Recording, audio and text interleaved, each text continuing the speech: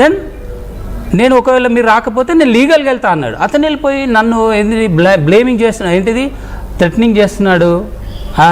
నాకు అలాంటి ఎంతవరకు కరెక్ట్ చెప్పండి సార్. ఇప్పుడు దీనివల్ల ఇతను అంత పెద్ద 35 years అని అతని ఏజ్ గురించి పక్కన ఒక్క నిమిషం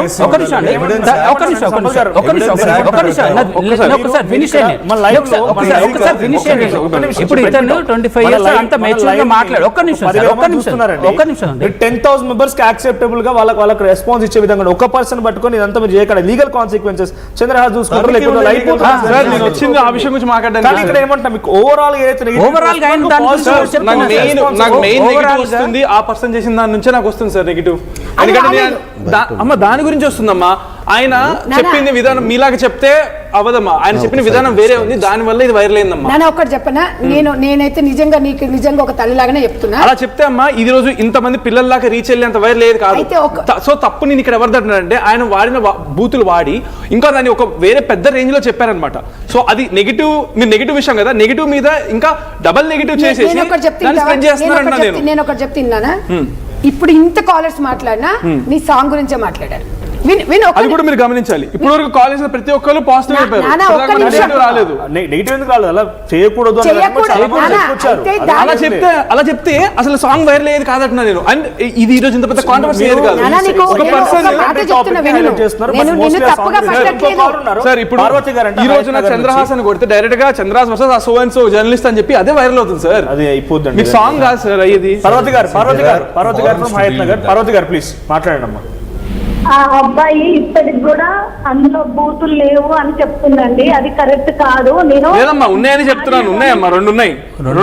ఆ పాట పాడినప్పుడు నేను లైవ్ లో విన్నా నేను, కానీ అది అసలు పాటనైతే బాగాలేదండి. అది స్త్రీలకు అందరికి వర్తిచ్చిన పాట. అది ఆ అబ్బాయికి తెలియట్లేదు అసలు. స్త్రీలని ఎవరిని నేను ఉద్దేశించి పాడింది కాదమ్మా, అసలు లేదు అని చెప్తుండు. అబ్బాయి అసలు కరెక్ట్ కాదు, ఆ వర్డ్స్ అసలు కరెక్టే కాదు.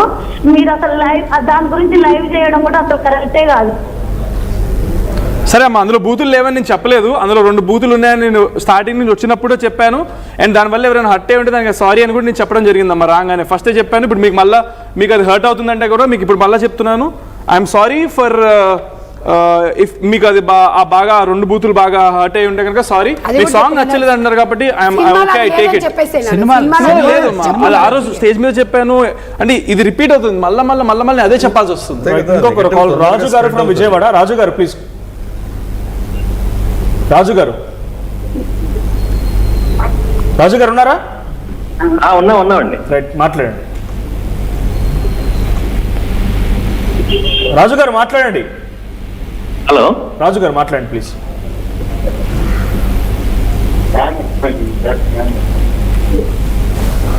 బయట వీడియో చూస్తూ మాట్లాడుకొచ్చారు. సో నేను ఏమంటున్నానంటే ఇందాక సార్ ఇది ఇంకా కంక్లూడ్ చేద్దాం సార్. ఎందుకంటే నేను వచ్చింది అయితే మెయిన్ రీజన్ నా మీద ఆయన ఒకరిని బెదిరించానని చెప్పి, లేకపోతే తప్పుడుగా నా పైన చెప్తున్నారు. నేను జర్నలిస్ట్ నన్ను కూడా అన్నానని చెప్పారు. నేను ఆ వీడియోలో క్లియర్గా నాకు జర్నలిస్ట్ అంటే ఎంతో గౌరవం, రోజు కలుస్తాను. ఈయన ఆ ప్రొఫెషన్కి బ్యాడ్ నేమ్ తెస్తున్నారు, ఈయనకు అర్హత లేదని చెప్పి నేను చెప్పడం జరిగింది. ఎందుకంటే ఆయన మా ఇంట్లో మహిళలను అన్నారు. నేనేమంటున్నానంటే అండ్ ఆయన అంట నేను చెడ్డీలు వేసుకున్నప్పటి నుంచి ఆయన జర్నలిజం చేస్తున్నారంట. మరి ఆయనకు ఆ మాత్రం ఎలా అర్థం కాలేదు? నేను నా వీడియోలో నేను లాయర్ ద్వారా కానీ లా ద్వారా కానీ వస్తాయని చెప్పడం జరిగింది.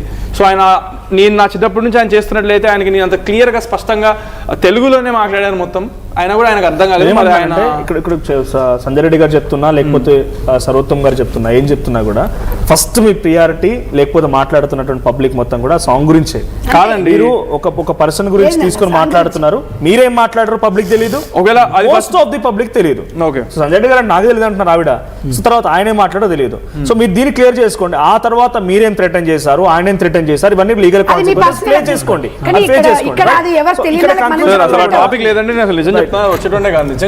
ఇప్పుడు ఈ అంటే మెయిన్ టాపిక్ వచ్చే ముందు కూడా చెప్పాను, ఆ క్లారిటీ నేను దాని గురించి మీకు చెప్పలేదా? నేను మీకు చెప్పాను నేను దాని గురించి వచ్చానని. అంటే ఇప్పుడు ఈ డిస్కషన్ లో కూడా ఇది మీకు కంక్లూజన్ వచ్చిందా లేదా? లైవ్ వచ్చాక మీరు ఫస్ట్ డిస్కషన్ అది ఇది అని ఎందుకు మాట మారుస్తున్నారు?